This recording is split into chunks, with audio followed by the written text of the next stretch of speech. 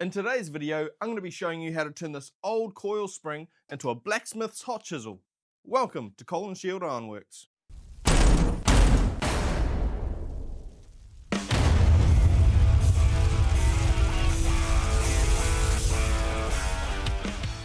Now I know I said in a previous video not to get your steel from a scrapyard, but getting steel like this is the only exception because it's spring steel. Spring steel is a great option for your first set of tools because it has a high carbon content compared to mild steel, and it makes them a lot harder and makes them last a lot longer when you're forging with them, making them perfect for your first set of blacksmithing tools. Let's get started. I'm going to use my angle grinder to cut about 8 inches off this bar. So what we'll do is I'll start up here and I'll just kind of follow this down until we get to 8 inches, which is about here. Mark that off, and for us Kiwis and everyone else in the world who doesn't use a barbaric measuring system, that's about 200 millimeters. And don't forget your PPE.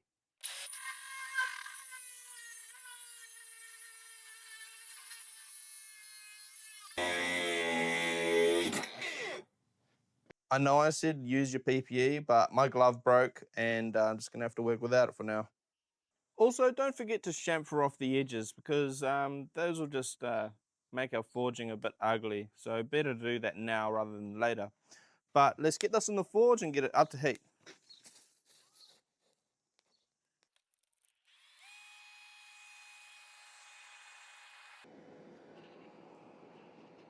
This is going to be the first of a series of videos that'll show you how to forge all the tools you'll need as a beginner blacksmith. I got the idea after I found another small channel that started making blacksmithing videos the same time as me. Dean at Dean's Forge is just getting started, but I can see he's making great progress on his skills. But also, I can see he hasn't got all of the tools that he's going to need. So Dean, this is for you. If you want to check out Dean's channel and support a fellow blacksmith in his journey, go check his channel out. I'll link it in the description. Now let's get forging. I'm going to start out by chucking the hot end in our anvil's hardy hole and using that to straighten out most of the steel. And then I'll use my hammer just to clean up that part because it's quite hard to do that, straighten that out just with the hole.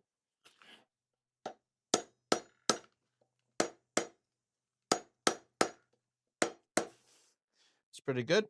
Now we'll hit the other side and do the same thing.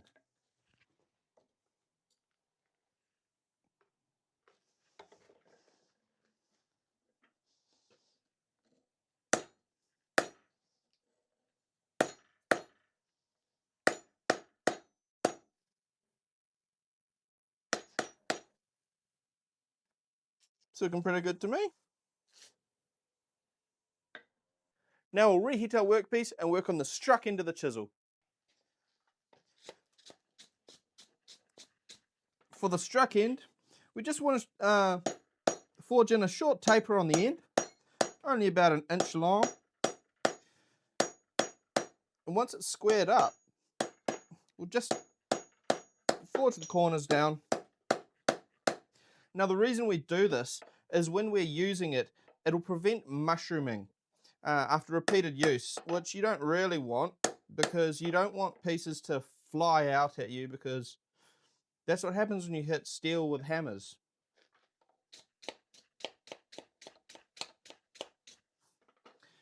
This isn't absolutely necessary, but if you're going to take the time to make your first set of tools, it makes sense to at least do the best you can to make the best possible tool.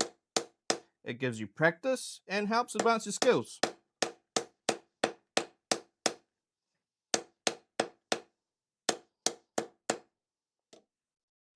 There we go. Pretty happy with that.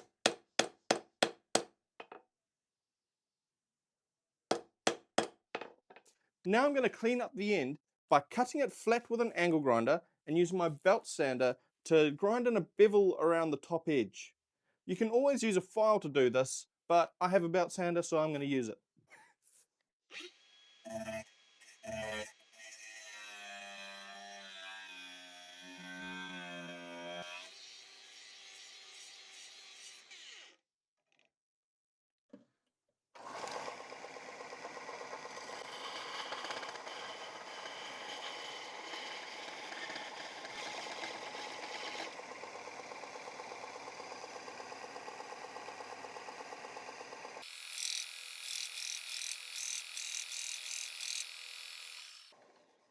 The last part wasn't absolutely necessary, but I just thought, why not? So that's that. Now that our struck end is forged, it's time to flip our workpiece around and start forging out the business end of our chisel.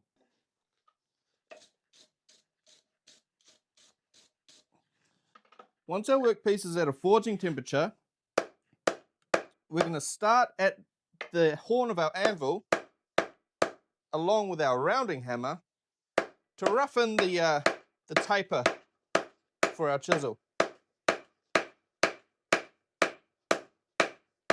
The reason why we use the horn of the anvil is because of the round surface, the same as the hammer.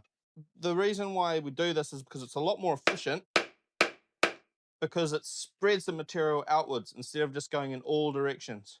I think it's time to reheat this. This is an ideal way to forge with spring steel, because even at a forging heat, you will notice that it is a lot tougher to work with and to move than mild steel.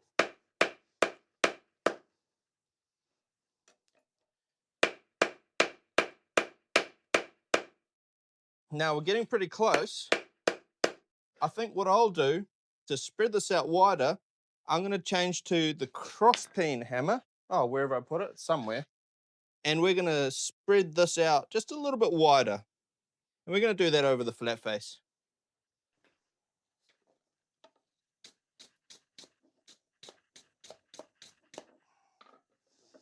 There we go.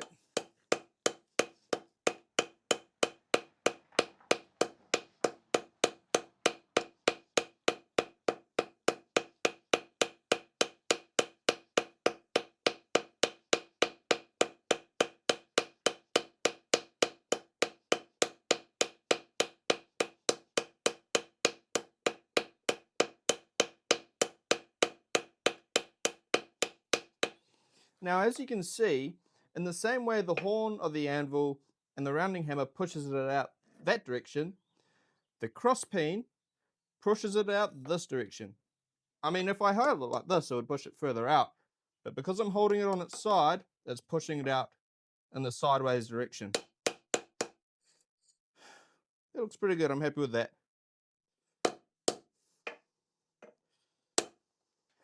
I'm just going to quickly use my planishing face of my hammer, my flat face, to clean up those marks that I made with the cross peen.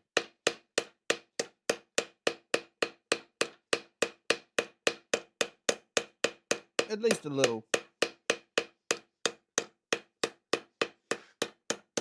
It's kind of tough to see the marks when it's at a red hot heat, but as it cools, it's easier to see them.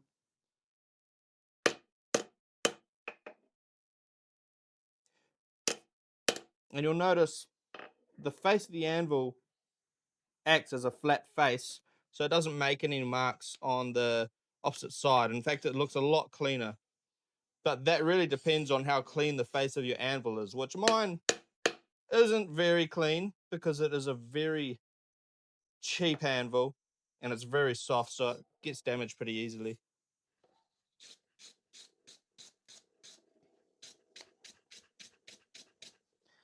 Now I did notice a very slight bow in our chisel, so you want to take this time to straighten anything up, anything that doesn't look straight. It looks pretty good. Can take a little bit to sort this part out. Go one direction, go the other.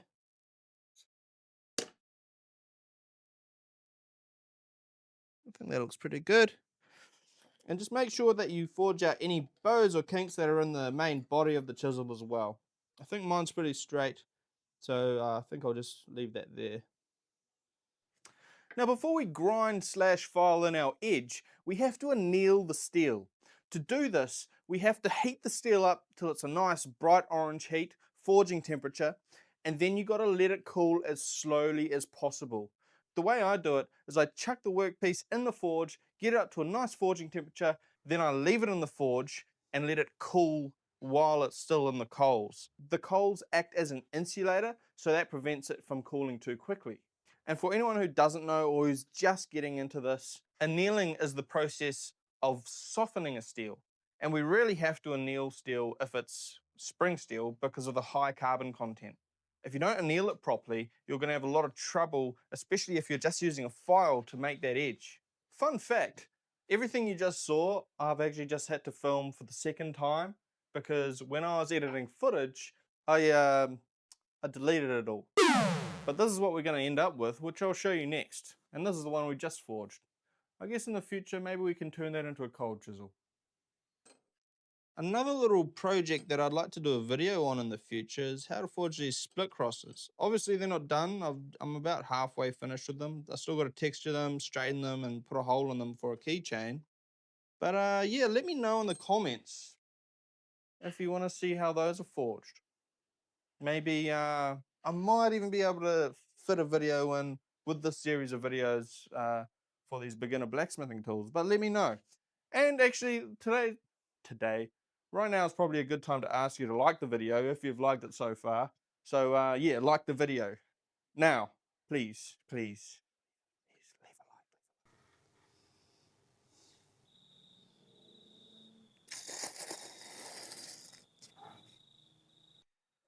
like. As you can see,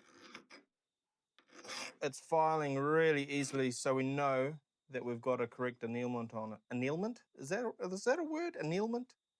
Annihilation? We annealized it correctly.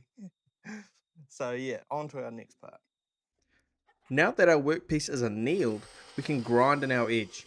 You could use a file for this, but I'm lazy, so I'm just going to use my bench grinder and my sander. You also want the edges to be rounded so you don't gouge into whatever you're chiseling.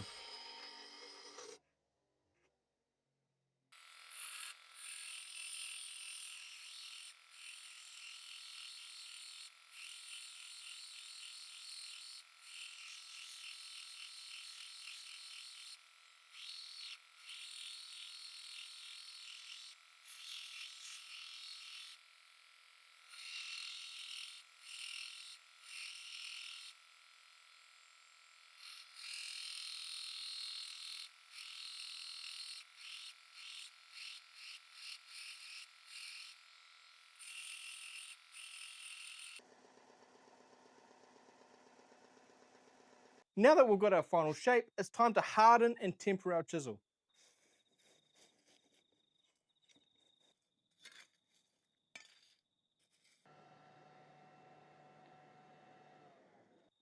To harden it, you want to get it to a nice cherry red color, and you want to let it soak in the fire for a good amount of time because you want to have a really good even heat throughout the material. Because if you just blast it and you heat it up on the outside, but it's not quite as hot on the inside and you quench it, then you could actually get cracking due to differential hardening. So make sure you leave it in there and let it soak. Let it soak so you can prevent that cracking problem.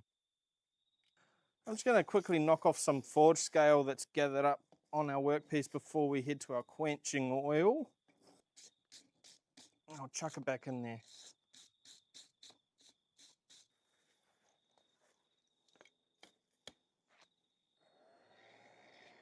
I'm going to quench this chisel in canola oil because it's not quite as harsh as quenching in water, which is yet another way that you can cause cracking. Now, if you're lazy like me and you don't want to have to chuck the chisel in the oven for a few hours to temper, I'm going to show you how to do the quenching and tempering all in one process. To quench the chisel, you only want to quench the first inch or so in the oil. Let's let it do a good quench.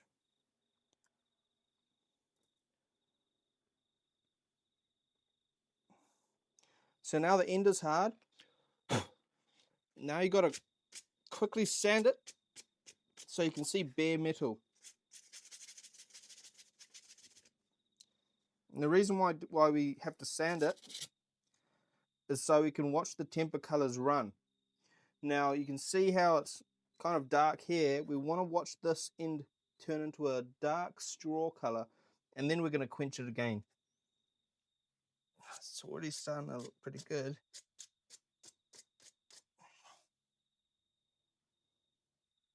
Now I can see the stark straw is kind of right on the edge here.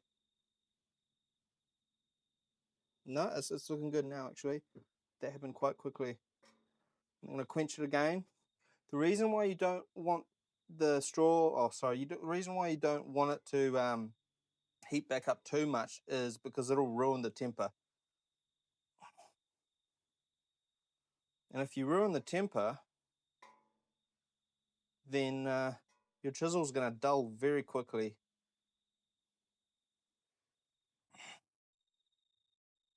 And after you wait for a few minutes, you can just dunk the whole thing in there to cool.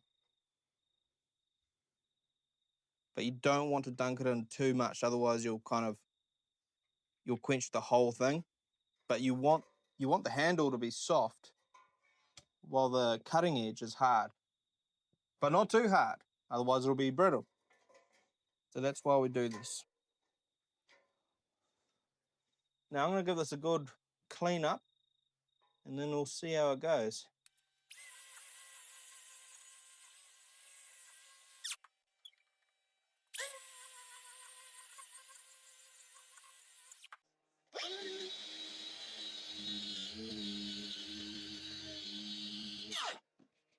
This process was a little confusing for me when I first started learning about blacksmithing. But to explain it simply, the act of quenching your tool actually makes it so hard that it becomes brittle. And the process of tempering it brings back a little bit of softness, and that prevents chipping.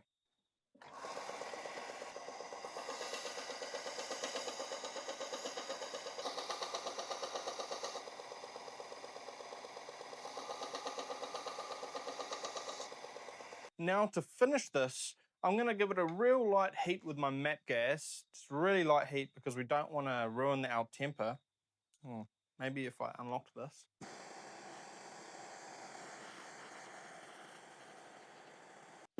And then I'm going to coat it with a mix of boiled linseed oil and mineral terps, which I've already coated on this rag. So should get just a little bit of smoke when you're putting it on. I think I just have to heat it up a little more. Okay, let's try again. It's not really smoking, but I really don't want to risk ruining our temper. So I think that's good enough. If you keep your tools oiled often enough, then they're not going to rust. You don't have to reheat them while you finish them. So I think that's pretty good. Now I think it's time that we put this to the test. Let's see if we can cut this, eh?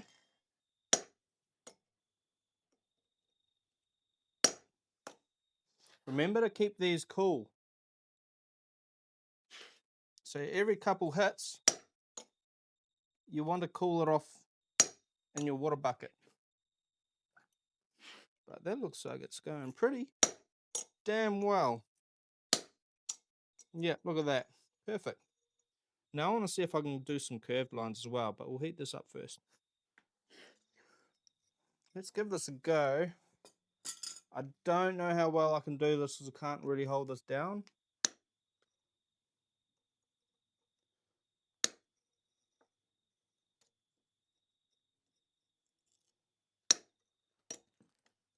Cool it off.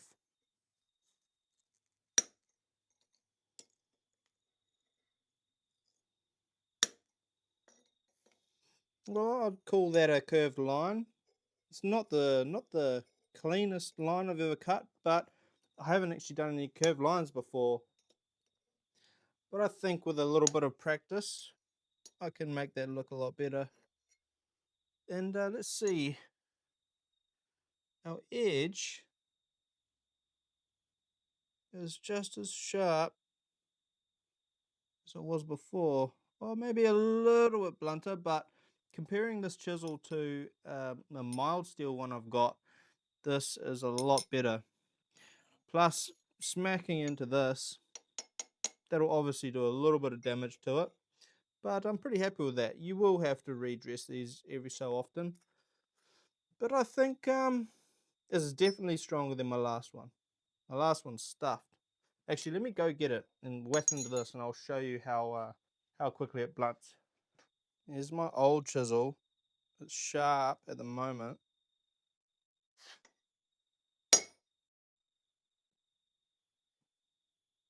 And now it's got a big, fat line on it. That's not good at all. But anyway, woo! There's our finished chisel. It's good.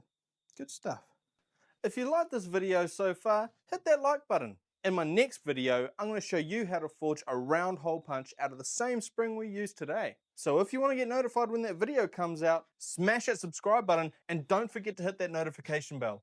This is a great project for beginner blacksmiths because it's simple and an absolutely necessary tool to add to your collection. It's guaranteed that you're going to use a hot chisel in the vast range of projects ahead of you, from cutting steel to decorating bottle openers, which we'll get into after this series of videos. But until then, see you next time and have a good night.